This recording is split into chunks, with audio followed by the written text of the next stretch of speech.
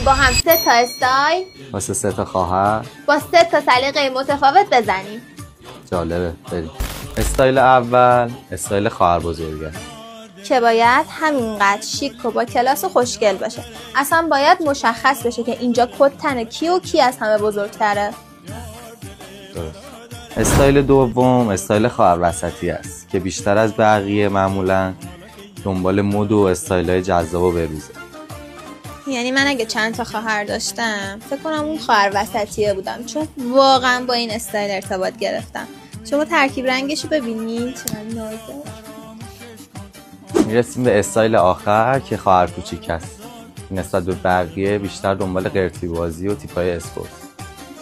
ولی واقعا این کار جذابیه، خیلی دوستش دارم. حالا بگید ببینم استایل کدومی که خواهرها جذاب‌تر بود؟ منتظر نظرتونین حتما.